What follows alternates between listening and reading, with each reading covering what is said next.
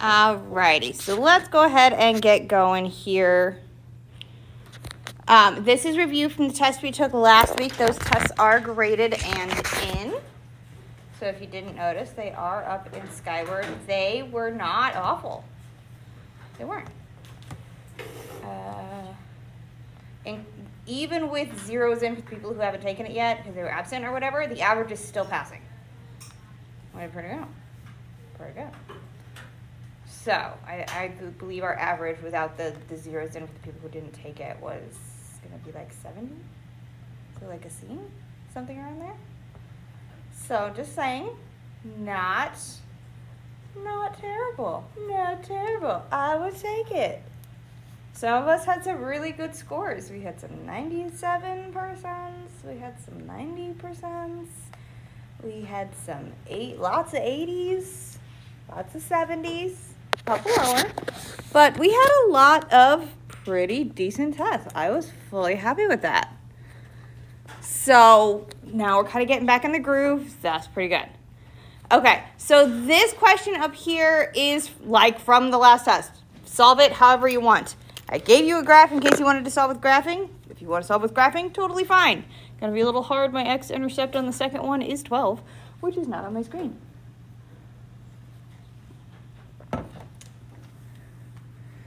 You can also solve this with substitution. Doing this with elimination is gonna be a little obnoxious because you'd have to solve to get your x's and y's on the same set of the equal sign first. Honestly, even with the graph there, I do think that our substitution is probably going to be our easiest option. But that's just me. If you love to graph, you graph to your heart's content. Plus 3 times my y, 2x minus 3 equals 12. So x plus 6x minus 9 equals 12. There we go. So 7x, add 9 to both sides, gives us 21. Therefore, x equals 3.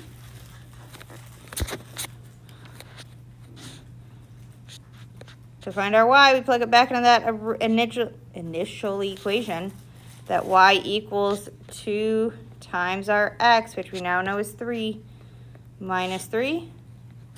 So y equals 6 minus 3. Y is also 3. So our solution is the point 3, 3. If we graphed these, that first line would be minus 3. And it has a slope of 2, so it's going up like this. And our other equation has a y-intercept of 4 and a slope of negative 1/3, so it looks something like that. So if you were to solve this with graphing, you can absolutely do that. Our lines are going to look like this. And this-ish. I just like did a quick whip up graph. It's not perfect, but it's an idea. So if you like to graph, you can absolutely do that. Totally fine. You can also do it with substitution. Just because we give you a graph doesn't mean you have to graph. However, we are going to be doing some graphing today. Oh, snap. Because we are moving on to our next chapter, which is going to be all about quadratics. I have a copy of this picture. Yes, ma'am.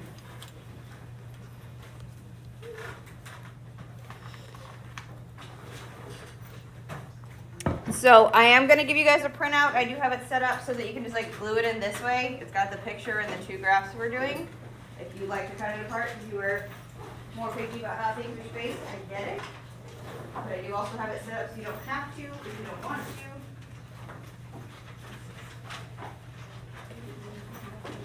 Glue sticks should be in the box on the table.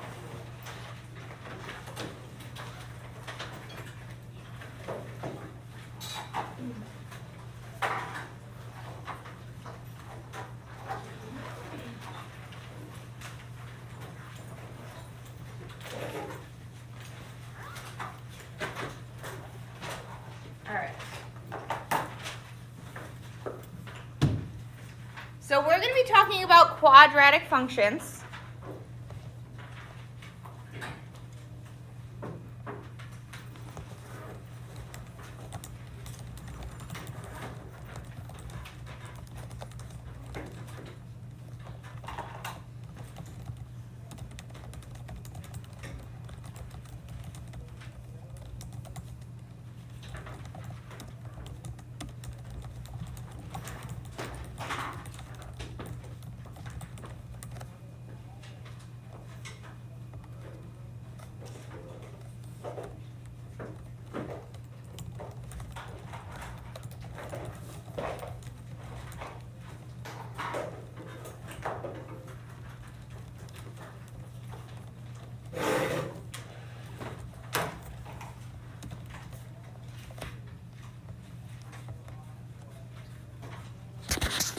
So this is the standard form equation for a quadratic, is what this looks like. We are going to see this a whole bunch. It's this f of x equals ax squared plus bx plus c. You need to write this down.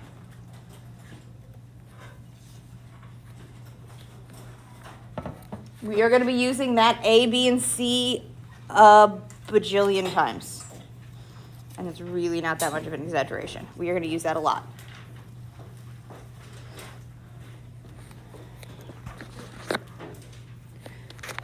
We are also going to be using the axis of symmetry. Now, it is on that little picture that I gave you, but I know the photo quality on it is not the best. So this is the equation that's next to those words, axis of symmetry. I tend to abbreviate that as AOS because if I write symmetry out, I will put either way too few or way too many M's in it.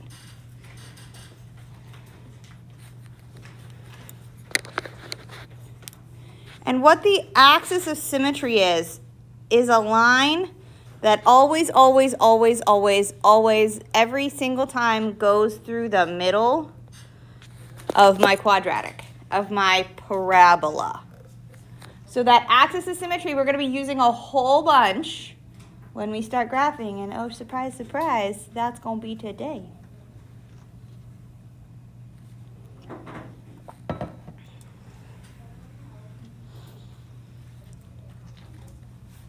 So negative b over 2a is how we can find our axis of symmetry. And a, x squared plus b, x plus c are where we're going to get those terms. We also have on the picture here, right up here, our y-intercept on our quadratic is always going to be this c. This is our y-intercept. Just like it was y equals mx plus b, that guy on the end added on with no x's on it. X squared plus bx plus c. C is the constant, has just one number, no letter. That's going to be our y-intercept. So we're going to use this information in order to graph some of these, which means we're going to go through and find some points. We're going to pick some x's to help us find points to make this U shape. We've got to find the whole U shape. So we'll use our y-intercept. We'll use the fact that this line always goes through the middle. It's going to always go through our extrema, which is called a vertex. And we're going to build some of these. And it's going to feel a little guess and checky here to start.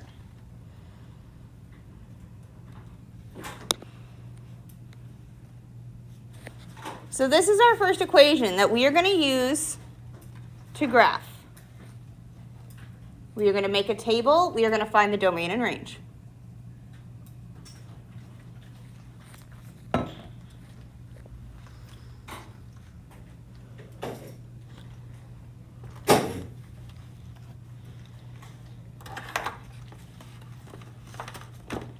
And when I say that we're going to make a table, what I mean is we're just going to straight up draw like a T-table, where I pick my x's to find my y's. I'm going to leave the y side a little bit big because on a lot of these we're going to have to plug stuff in.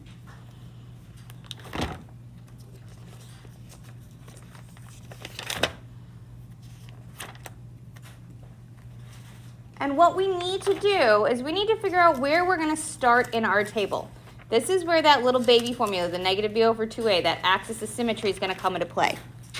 Because what we're going to do is we're going to find our axis of symmetry and put it in the middle. The axis of symmetry we find using our x equals negative b over 2a. So we need to figure out what a is. We need to figure out what b is.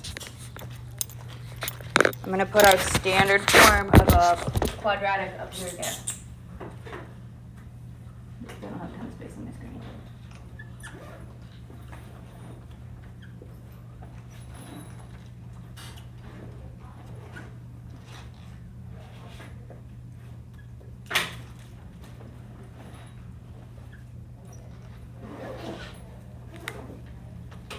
So the a is always in front of the x squared. What number is in front of our x squared here? 1.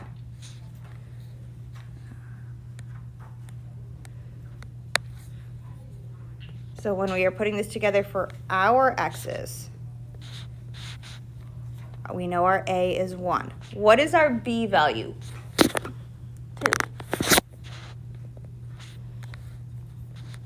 What does this simplify down to?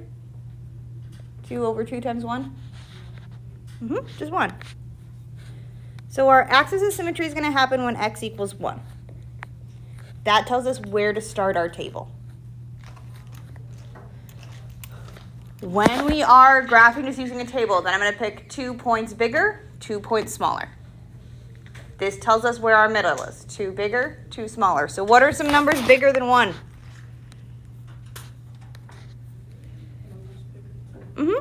What's up? What's the axis of symmetry? Shouldn't it be negative b? Oh, you're right. Negative b. Good call. Saving me here. So if it's negative 2 over 2, what is our x value? Negative 1. Saved me. Negative 1. So what are some numbers bigger than negative 1? 0 and 1. 0 and 1. What are some numbers smaller than negative 1? Negative 2 and negative 3. Negative 2 and negative 3. Yes, dear.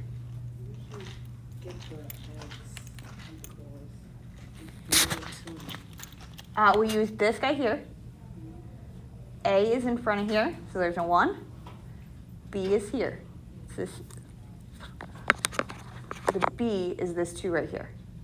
So we plugged in this B for this, the A for this A, and that gave us our negative 2 over 2 times 1. Okay? So that gives me the x side of my table. For the y side, we are going to want to use a calculator. Because what we're going to do is we're going to take that whole big equation and we're going to substitute in the x's that we've picked.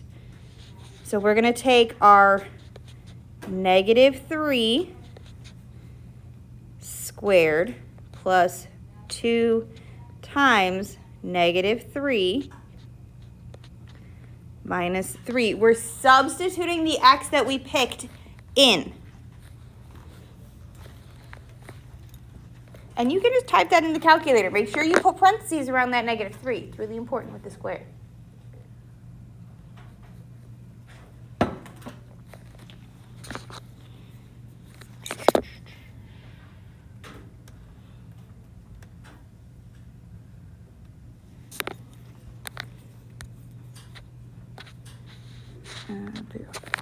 Ooh. There we go. Yeah. So we're going to do our negative 3 squared plus 2 times negative 3 minus 3? Yeah, minus 3. Sorry, I don't have to get my equation to be written in front of me when I have to switch to this calculator. Yeah, should be 0. You can just put it all in one line like that.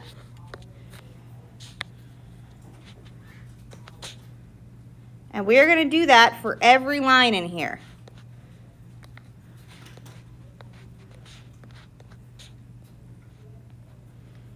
Just so I have a clear delineation of where my equal signs are. So we're going to do the same thing for our second x, and we're going to fill it in. We're going to do negative 2 squared plus 2 times negative 2 minus 3. Still going into that same equation. We're just going to type it into the calculator with a negative 2. Oh, come on, you. There we go. So again, every time I substitute in a number, I'm going to put it in parentheses. Negative 2. The square button is right here next to the 7. So that makes a little square. Plus 2 times negative 2 minus 3. I always put it in parentheses whenever I'm substituting in a value. We get negative 3.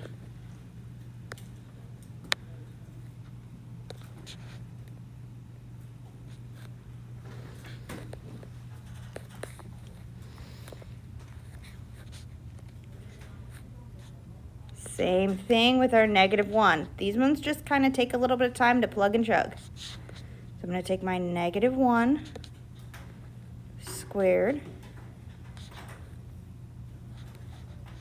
plus 2 times negative 1 minus 3.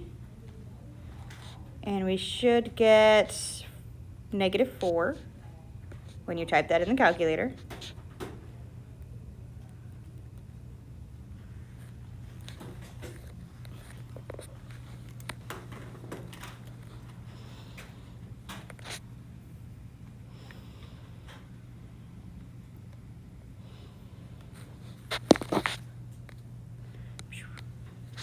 We're going to keep going with the other terms.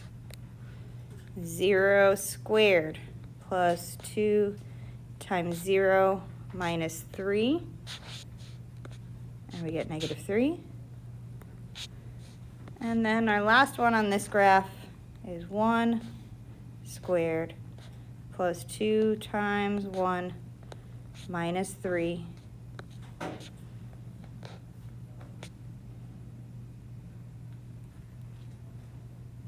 Is going to give us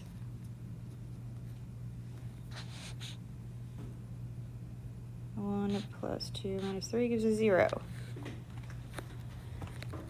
And what we're going to do is we're going to plot up these points and see a few things here. So we have an x value of negative 3, a y value of 0. That gives us a point right here. X of negative 2, y of negative 3 is down here.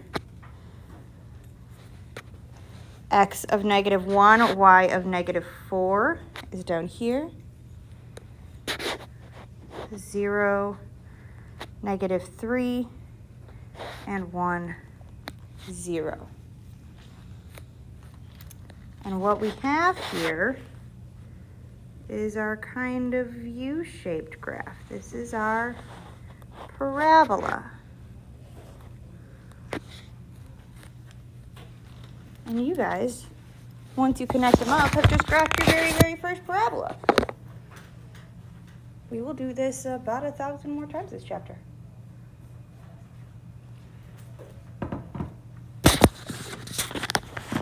So a couple of things to notice. Our axis of symmetry, that middle, gave us our vertex. Our vertex is at the point negative 1, negative 4. It's where the axis of symmetry goes in our equation. Our vertex, if we have built our table, should always be that middle point. If we built our table right, this should always be your vertex. We have our C value up here, this minus 3. That actually is our y-intercept, where it crosses our y-axis. So y-intercept.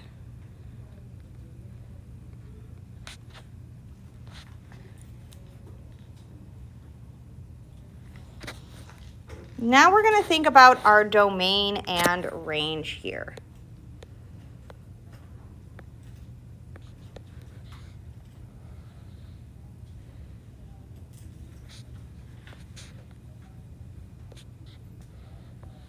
Remember, our domain are the x values that work.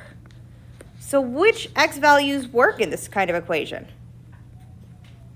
How far out does it go? What's the smallest and the biggest?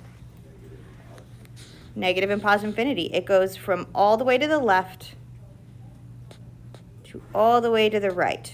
Or you can say all real numbers.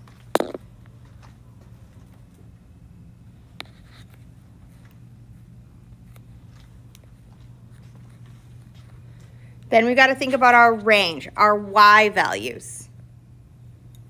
Where do our y values land?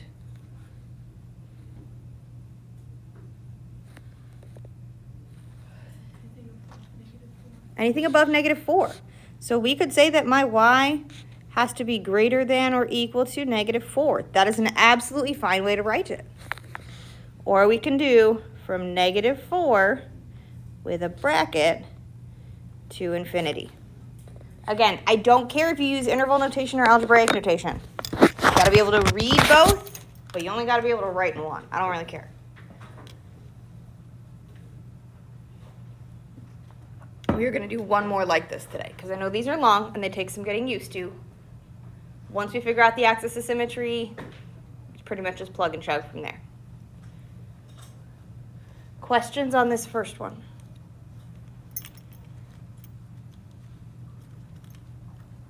Okie dokie. Let's do another one.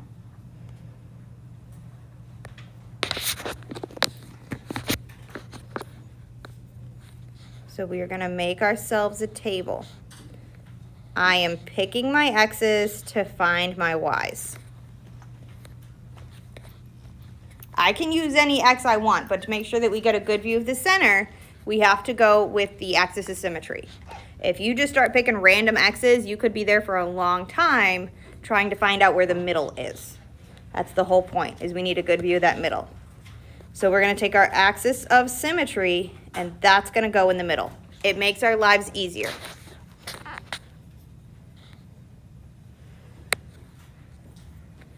So our axis of symmetry formula is -b/2a.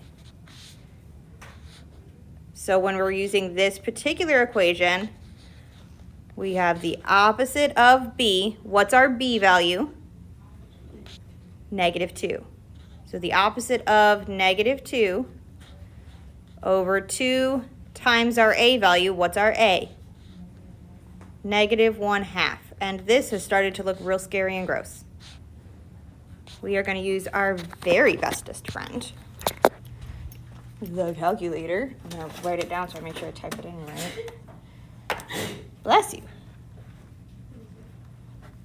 For 2 -1/2. Okay. So I'm going to hit the fraction button, and I'm going to put the opposite of -2 over 2 times parentheses, and I'm going to hit the fraction button again, and it'll put a little baby fraction in our denominator, and that's okay. -1/2. You can do that. The calculator can do it. You don't have to do it on your own in your head. You can. I mean, -1/2 times 2 is going to be 1, or -1. -2 is +2. +2 over -1. So you can do it. Like, it makes sense. This is a logical flow.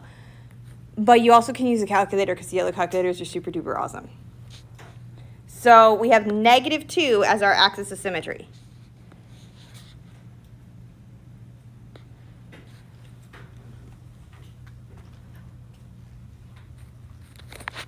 To find our y value, that's when we are going to take that value and plug it in.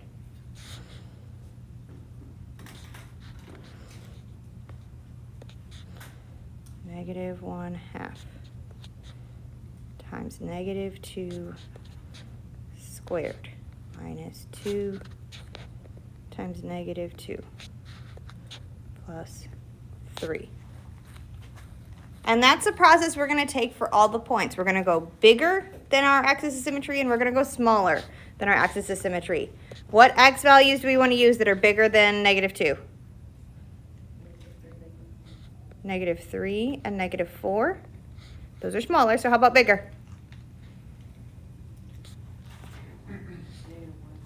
negative 1 and 0. And we're just going to plug and chug and plug those in. Negative 1/2 times negative 4 squared minus 2 times negative 4 plus 3. And if you don't want to have to write out this whole equation every time, that's fine. We're going to get some practice with this, and if we just switch it in the calculator, that's okay. Negative 1/2 times negative 3 squared minus 2 times negative 3 plus 3. I'm just writing them all down right now. Negative 1 squared minus 2 times negative 1 plus 3.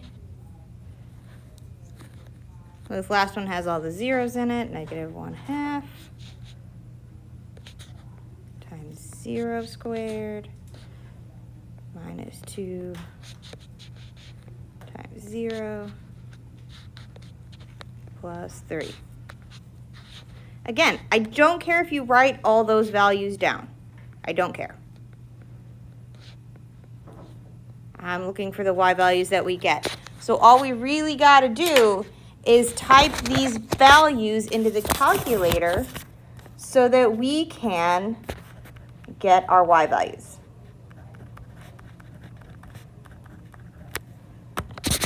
So we're going to start with our negative 4. I'm going to go to my calculator. And I'm going to go negative 4 in parentheses squared. Oh, I forgot my minus 1/2. I got excited. Minus 1 over 2. There we go. Minus 1/2. Negative 4 squared. Minus 2 times negative 4 plus 3. And we just get a value of 3.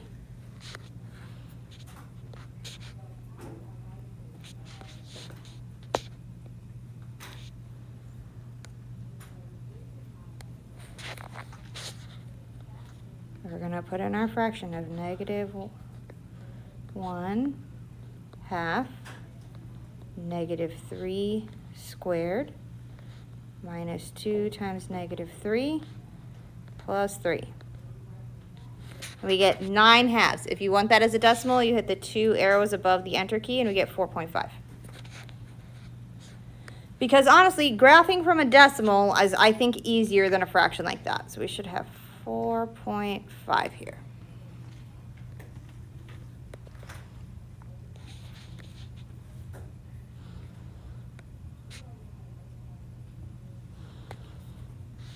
I'm going to keep going. Negative 1/2. Negative 1 squared. Minus 2 times negative 1 plus 3. We get 9. What did I do? Shouldn't have 9/2 again.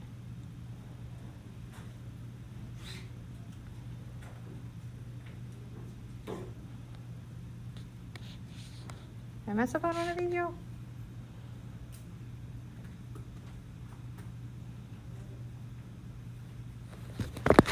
That should not be the exact same value.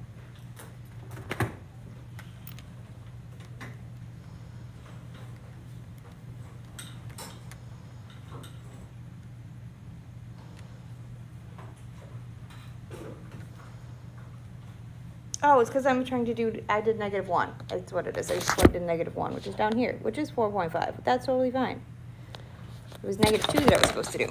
I was plugging in a different value on my table. Let me go back and catch that vertex. Negative 1. Oh, come on. Quit.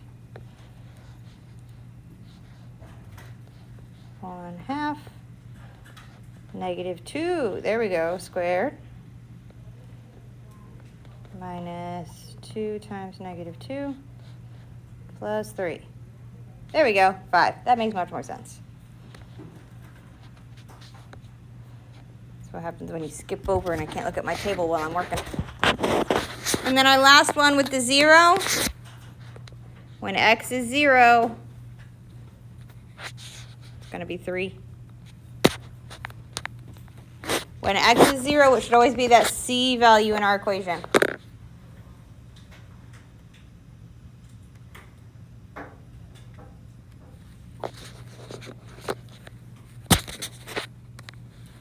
And we're going to plot up our points.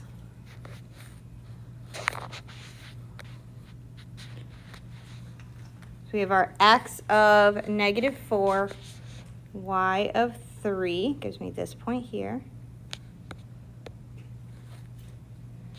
X of -3, y of 4.5. So we're going to estimate, it's going to be right in between 4 and 5. -2, 5. -1, 4.5. And 0, 3. And we're going to connect it up, kind of like that.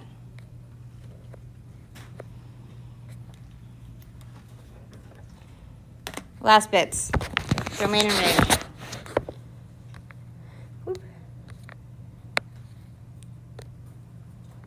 What is my domain? What x values work? All real numbers. Or from -infinity to +infinity. What is our range? What are our y values? Where does it land?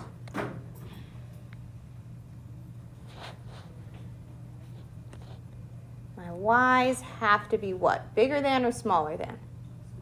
Smaller than or equal to what value? What's the very peak? 5.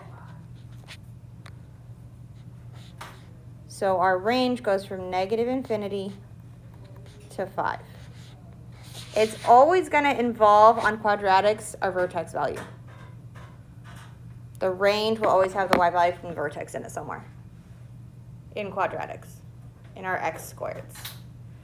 Okay, so we're going to practice more with these over the next few days. We are going to be graphing parabolas repeatedly over the next, 2 weeks. We'll be doing lots of different graphing, lots of reasons for graphing, all that jazz. So what I'm going to do is I'm going to give you our first homework of chapter 3. This is going to be our homework for today and tomorrow and Wednesday. So, there's going to be things on here we haven't talked about yet. So don't freak out, okay? Tomorrow, you need your Chromebook. Also, since chapter 3 is straddling over fall break, we're going to have 2 quizzes again. So just like chapter 1 was 2 quizzes instead of 1 big test, this is going to be 2 quizzes instead of 1 big test. Okay, so our first quiz is that Friday right before fall break, the last day before fall break.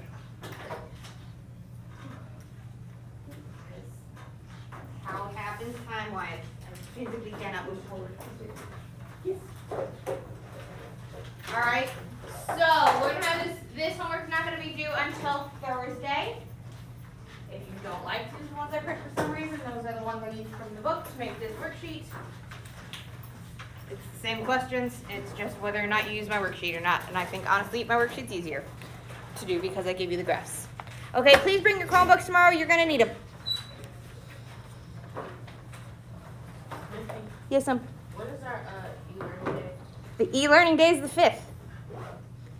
So it's the review before the test. We will also have an in-person review day the day before that. I also have 2 training days where I'm going to be gone in these next 2 weeks. Is this really something? Yeah. Ooh, 28 minutes. I was like, oh, look, well, I'm going to do it because I haven't done my assignments yet. Love that for me.